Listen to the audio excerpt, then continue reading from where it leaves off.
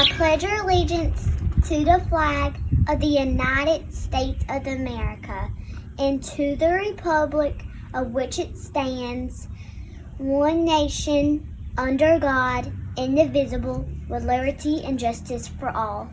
Hey everybody, I also wanted to give y'all a chance to meet my chickens. I have a dozen chickens and I have a few of the same breed, but most of them are all different, and they lay different color eggs. Some of them lay small eggs, some of them lay big eggs, and they see their treat, which is mealworms today.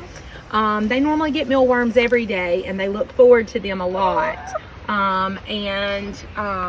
Maybe Kinley can let you see all the different colors of chickens we have, and so you can see the different kinds because of the texture of their feathers and their size, and they're looking forward to getting their treat.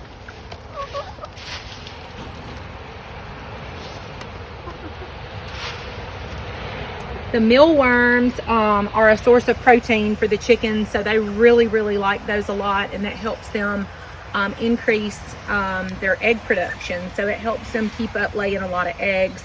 So right now, while everybody's been in the grocery store looking for eggs, we've not had to because our chickens have been laying eggs every day for us to eat. So that's been nice. And I love playing with the chickens. I let them out and they play in the grass. They eat the grass. They're a fun little pet to have.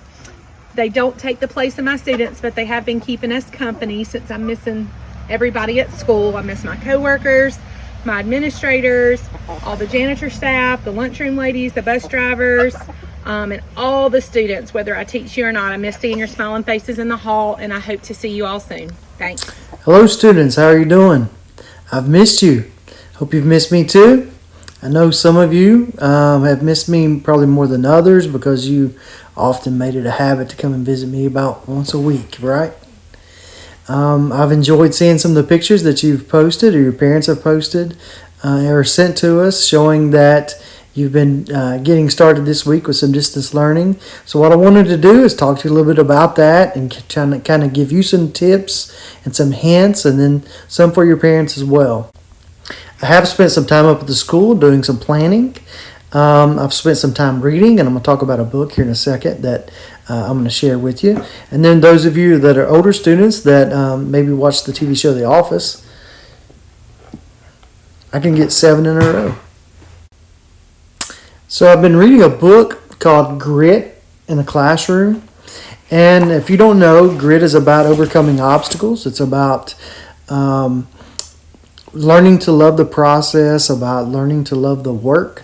If you think about professional athletes, they're obviously talented, but it takes a lot of work, and they have to enjoy the practice. They have to enjoy the work to be successful and set themselves apart from other people. And if this isn't an obstacle as far as your education goes, then nothing is. You've got to be able to overcome this. You got to be able to make sure that when we come back together in August or September, hopefully, that you have spent a lot of time and worked hard and made sure you've maximized your opportunity at learning. If you look at what your parents or your grandparents or your guardians have in their lives, all of the material objects that they own, it took them a lifetime of hard work to accomplish those things. And we all want you to be able to accomplish more than what we've accomplished. And it's going to take hard work. No one's just going to hand it to you. You're going to have to get out there and you have to work for it. And you've got to be able to set yourself apart from the competition, which would be other students that enter the workforce. You got to be able to set yourself apart. And learning to love the work is that you have to put into the learning. That's part of it. So students, as you embark on your distance learning, the first thing I want to tell you is you got to do the work. Just like if a teacher in a class has assigned you this work, you've got to do the work. You got to do it when it's asked. You got to try to do your best to meet deadlines if you can, but you've got to do the work. There's no way around it. You do what's asked of you the first time that you're asked to do it. If you have problems, then you can communicate, which is tip number 2. You've got to be able to communicate with your teachers. You got to make sure that our teachers are going to make sure that they are available for you. but you've got to communicate. The next tip I've got for you is you've got to go easy on the snacks, okay?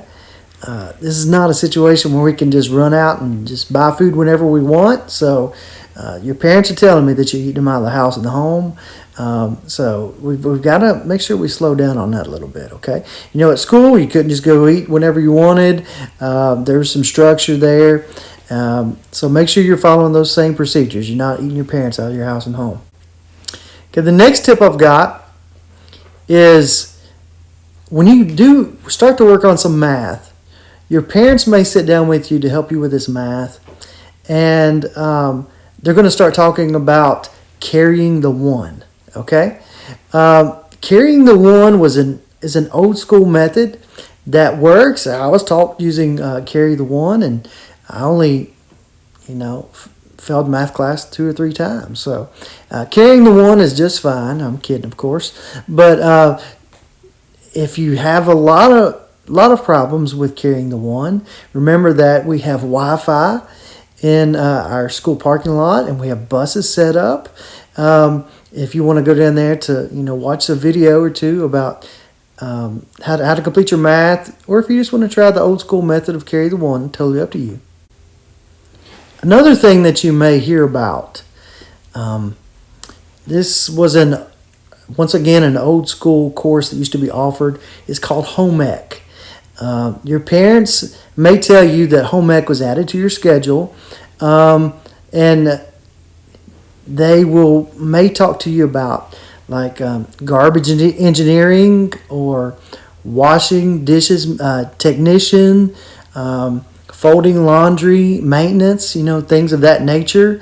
Now, if they tell you there's an AP credit for home economics, that they're mistaken about that part. But home ec is a valuable course that I have a feeling that some of you are getting some exposure to.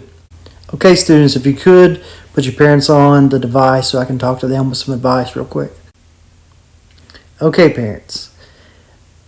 I'm sorry, but I cannot send the bus to your house to take your kids to Oscar. We do not have Oscar at this time. I know that some of you keep reaching out to Miss Waldrop, wanting her to be able to send the kids to Oscar, but we don't have. We're under quarantine.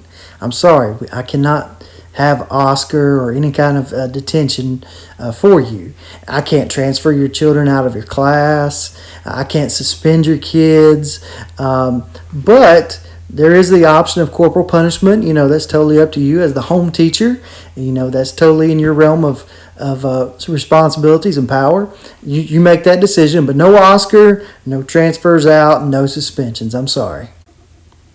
Parents, as the home teacher, the last tip I'd want to give you at this point in time is that when your child says they don't understand the math problem, repeating that same math problem in a louder, more irritated voice is probably not what we want to do. At this point in time, we would probably want to talk to the teacher, communicate with the teacher, and we'll make sure that your child is going to thrive at distance learning. We hope all of you are safe. We hope that none of your families have been impacted by the coronavirus. Hopefully we can all see each other again soon. We'd like to give a shout out to first grader from Miss Darden's class, Bentley Tomlin. He has completed his genre challenge. Way to go, Bentley! Remember, we may not be together in person, but all of you are in our hearts as we send you Howls from home.